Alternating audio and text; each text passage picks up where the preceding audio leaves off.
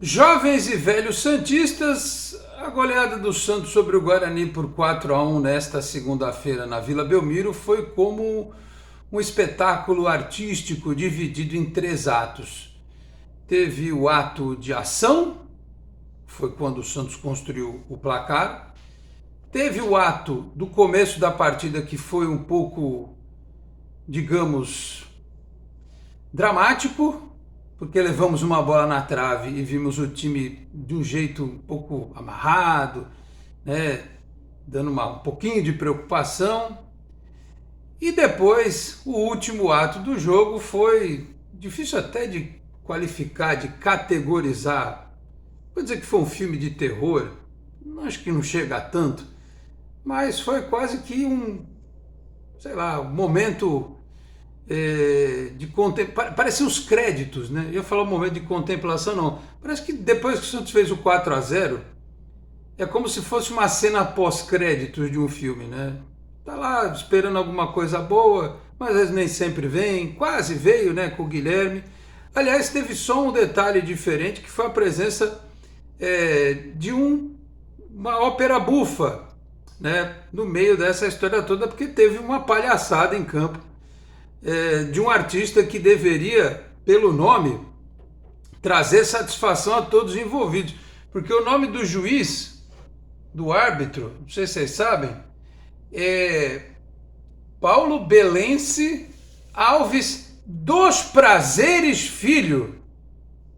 Dos Prazeres, Paulo dos Prazeres, Paulinho dos Prazeres é o nome do juiz.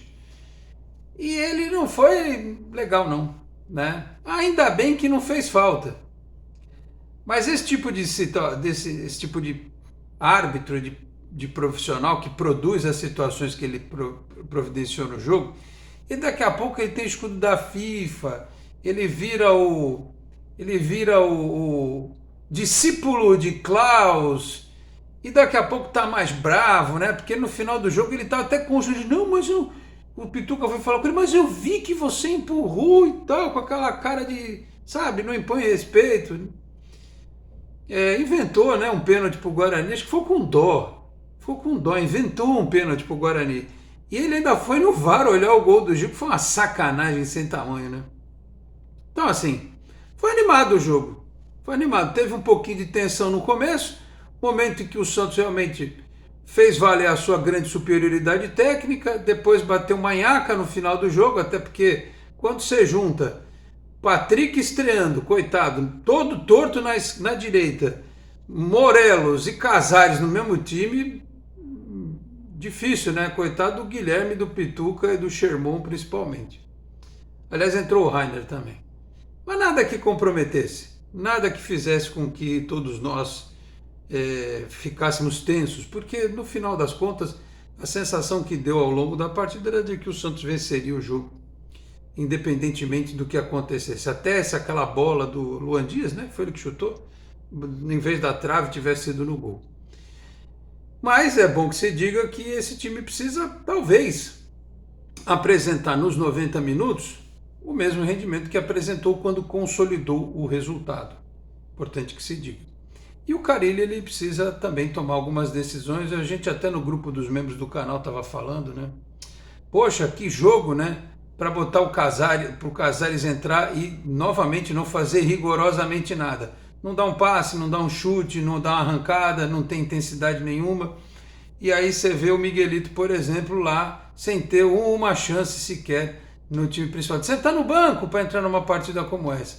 Ou então mudar o sistema, né, Carilho? Aquela coisa. Por que não pôs o Guilherme no meio, botava o Pedrinho, né, para botar mais velocidade, já que o Guarani estava atacando para botar velocidade. Quando botou um pouquinho de velocidade, quase saiu um gol lá com o Guilherme no finalzinho. Mas tá bom, tá bom. No final das contas foi ótimo, o Santos ganhou 4-1, é líder do campeonato. O campeonato tem um nível horroroso, nível fraquíssimo a Série B. O Santos já é a melhor, além de continuar sendo a melhor defesa, apesar do gol tomado, né? Agora empatado com o Goiás, né? E com o Operário, que também foram times que tomaram um gol. Então o Santos não é a melhor defesa isolada. Mas o ataque, deixa eu ver aqui, o Santos é o melhor ataque do campeonato com essa goleada, foi a 8 gols. Então tem saldo de 7. Então deixa o Sport para trás, está no mesmo número de vitórias, 9 pontos, mas tem mais saldo de gol, tem mais gols marcados, então tá suave por enquanto o Santos na Série B do Campeonato Brasileiro. Vamos lá então falar um pouquinho mais dos números, dos detalhes desta partida, dos destaques individuais a partir de agora. Meus amigos, um grande abraço, de volta para mais um vídeo aqui do nosso Canal 10, sempre em nome de Peter Leandro e Dani Haddad Fisioterapia, Vila Unitar Premium Beef, a arte do bom churrasco, e também a Exatec Informática, que são apoiadores aqui do Canal 10, e todos os contatos você vê na nossa descrição do vídeo. Você vai lá, encontra rede social, telefone, contato, para você fazer os melhores networkings, negócios aí com os nossos apoiadores, tá bom? Aproveito nesse começo de vídeo, peço para você que não é inscrito no canal para que se inscreva, ative as notificações, deixa o like, que também ajuda muito. Se quiser, torne-se membro do canal e compartilhe também os links dos nossos vídeos na sua rede social, no seu grupo de WhatsApp. Ajude o Canal 10 a continuar crescendo. Bom, em termos de sentimento, né? Tirando um ou outro momentinho de irritação, mas no geral foi bem tranquilo, né? Para quem ficou quase 10 dias sem jogar, 10 dias, né? Uma goleada aí para ir tranquilo para uma sequência que talvez seja um pouquinho mais complexa, porque tem logística, são 2 jogos fora de casa, contra o Amazonas, que teve o Jô preso antes da partida contra a Ponte Preta, tomou a traulitada da Ponte Preta 3-0, o Amazonas foi parar na zona de rebaixamento e o Jô foi preso pelo não pagamento de pensão. Esse é o nosso adversário do próximo sábado, 5 da tarde. E a Ponte Preta, por sua vez, será o adversário da 5ª rodada, né?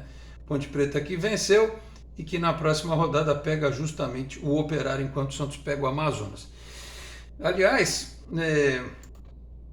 outros resultados desta segunda-feira: o Ceará e CRB empataram por 2-2. Todo empate nos outros jogos é bom para o Santos. E nesta terça-feira tem Botafogo de Ribeirão Preto e Mirassol, o jogo paulista aí, fechando esta rodada. Então, como eu disse, o Santos voltou à liderança com 9 pontos, 3 vitórias, 8 gols marcados, 1 gol sofrido. Eu achei estranha a cara do Carille quando terminou a partida, não sei se ele não ficou satisfeito. Eu faço este vídeo sem ver a coletiva dele, depois eu vejo e faço um react, ou se ele já está cabreiro com a história de que vai ter que pagar a multa. Ele e o Santos, né? É aquela coisa, né? Se livra de um transfer ban aqui, mas aí tem lá um entendimento jurídico sobre a história e talvez tenha que pagar a multa mesmo e tal. Um negócio meio maluco, né? A vida do Santos parece que é uma eterna roleta russa. Bom, dito isso, vamos aos números do jogo. Eu gosto sempre de trazer a estatística do jogo. Chutes a gol, 14-9. Na meta, o Santos acertou 7, o Guarani só 2. Posse de bola, 55-45. Faltas, 13-11. Impedimentos, o Santos teve 2. Escanteios, o Guarani teve mais. Teve 7 contra 3 da equipe do Santos. O Santos, que começou com aquele time que a gente já imaginava, com o Morelos, inclusive, fazendo aquilo que eu pedia, né? Ele se movimentou mais, ele tirou as bolas no primeiro pau na defesa, ele tentou correr mais para lá, mais para cá e tal, se movimentou um pouquinho mais e fez um gol, né? Fez um gol, ganhou mais 10 mil reais, isso aí todo mundo sabe, porque ele reduziu o salário drasticamente e tem essa compensação quando faz gol. E até achei que o Morelos fez uma partida razoável dentro das limitações de característica dele, não vou dizer de limitação física, limitação de característica mesmo. Até porque, como eu disse aqui, num dos atos do jogo, nos 3 atos, um em que o Santos sofreu um pouco mais, um que ele teve mais sonolento e o outro em que ele ganhou o jogo, o Morelos sentiu mais esses 2 momentos, né? Quando ele sai, depois entra o Bigode, o Santos já está naquela marcha desacelerada, né?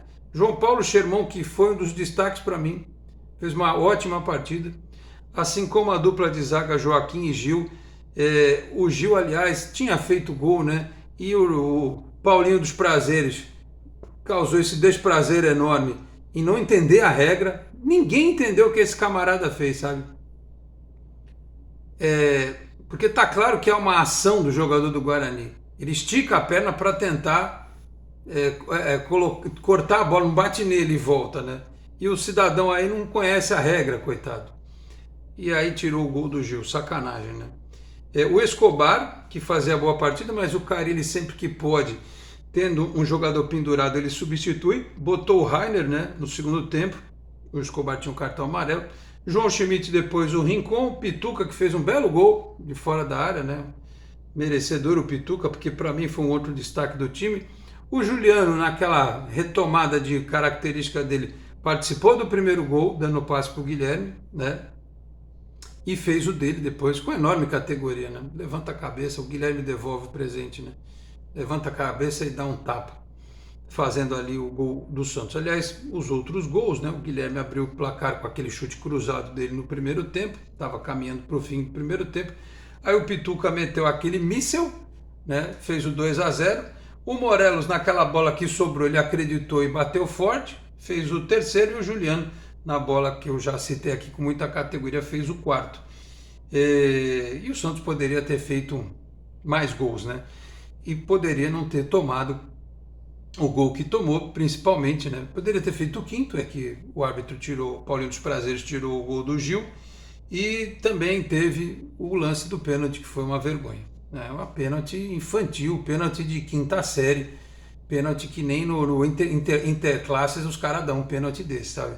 O cara não, na várzea dá um pênalti desse, quem é expulso é o juiz, sabe? Não existe um troço desse. Aliás, o Santos devia aproveitar, não é porque ganhou não, viu? Devia aproveitar e devia fazer um protestinho na CBF, porque não dá para aceitar um iniciante desse, todo trêmulo dentro do jogo e com pena do Guarani, né? Com dó do Guarani. Vamos ajudar o Guarani, tadinho. Não estou dizendo que ele fez de propósito, mas o inconsciente dele, o bom mocismo dele, né? Falou mais alto. Eu falei, tadinho do Guarani, né? Vamos fazer aqui, dar uma forcinha, né? Estou dizendo que teve assalto, sacanagem, nada disso. É só uma figura de linguagem aqui, tá bom? Enfim, gostei do Sherman, gostei da dupla de zaga, gostei do Pituca. Bom, entraram. O Guilherme também foi muito bem no jogo, né? O Otero foi mal. O Carille inventou moda com o Patrick do lado direito. Ele deveria ter botado o Patrick na esquerda e o Guilherme na direita. Ou ele deveria ter posto o Pedrinho de novo no time, porque ele matou o ataque do Santos pelo lado direito com o Patrick ali. O Patrick entrou para ser secretário de lateral. Ele só marcou, ele não fez nada. Só no último lance, que ele participou ali da bola que sobra para o Guilherme e o cara tirou em cima da linha. Ele não fez nada ofensivamente. Eu acho que foi um erro do Carille. E ele deixou o time pesado, ele deixou o time lento. Logo ele tirou o Morelos e colocou o Bigode, mas o Bigode, mesmo sendo mais leve, sem ritmo, não colaborou muito. Ele não pôs nem o Patati no banco, ainda tem essa, né? Então deixou o time pesado, lento, quando o Otero sai para colocar o Patrick e manteve o Morelos mais uns minutos, e o Casares, que nem num jogo assim consegue se destacar, não fez rigorosamente nada. Então, no geral, o time foi bem, né? Ganhou, era o que se esperava, mas o Carille precisa ficar atento com esses detalhes. O time precisa ter um pouco mais de regularidade dentro do jogo. Ele não pode começar daquele jeito. Tá certo que o Guarani, vou até dar um desconto que o Guarani entrou um técnico novo, né? Botou um sistema defensivo mais forte, apertou a saída de bola do Santos, botou uma bola na trave e o eixo da terra poderia ter sido movimentado se aquela bola tivesse entrado. Eu acho que o Santos ia virar de qualquer jeito, mas talvez fosse um pouco mais sofrido, talvez não fosse a goleada. E depois que saiu 4-0, ele sai trocando todo mundo para preservar um time que ficou 10 dias sem jogar. Ele podia ter feito mudanças de cunho tático, né? De experimento, né? E não simplesmente trocar 6 por meia dúzia para descansar os caras que descansaram por 10 dias.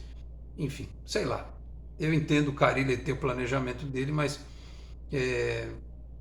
e não estou reclamando do placar não, tá? Estou reclamando do placar não, pelo amor de Deus, senão os caras vão me chamar de corneteiro e tal. Eu só estou pontuando aqui que dentro dos 3 atos, um foi de tensão, um foi de nhaca e o outro foi de futebol. O Santos só precisa repetir o que fez no ato do futebol, quando construiu os 4 gols, e que mostrou, por exemplo, contra o Palmeiras, né? enfim, dá para o Santos apresentar mais, tem condições de apresentar mais, tá certo? Então foi isso, meus caros, a marcha da contagem foi essa, Guilherme Pituca, Morelos, Giuliano e o distinto Caio Dantas batendo pênalti lá no finalzinho da partida. Sábado, 5 da tarde, a gente pega o Amazonas lá na arena da Amazônia, né? Na arena da Copa do Mundo, né? Isso, exato, a Arena da Amazônia. É sábado, 4 da tarde. Então, vamos lá em busca de mais uma vitória. O Santos faz essa partida, depois faz com a Ponte, no meio da semana. Vai ser uma semana de 3 jogos, na quarta-feira, 9h30. E depois, na sexta rodada, como eu já disse aqui para vocês, no domingo, 11 da manhã, vai pegar o Brusque na Vila Belmiro. Tá bom? Antes de encerrar, eu queria deixar aqui os parabéns à torcida do Santos, porque eu até en passant ouvi dizer como é que surgiu essa história do ingresso virtual e solidário às vítimas do que está acontecendo no Rio Grande do Sul. Eu não sei precisar quem foi, mas quem teve a ideia está de parabéns. Parece que nasceu num debate no Twitter ou nas redes sociais, enfim, de fazer o ingresso virtual, e a diretoria teve esse mérito de logo correr atrás, se é que foi assim mesmo, né? De correr atrás e de criar essa possibilidade. Durante a transmissão eu vi o Murilo Tauro falar em 70 mil reais arrecadados, né? Todo mundo colaborando de alguma forma, né? Então, no jogo do Brusque vai acontecer também, porque não se enganem, a situação lá no Rio Grande do Sul vai demorar para estabilizar, o clima vai demorar para estabilizar lá, a água vai demorar para baixar e depois os prejuízos vão ser enormes. Então,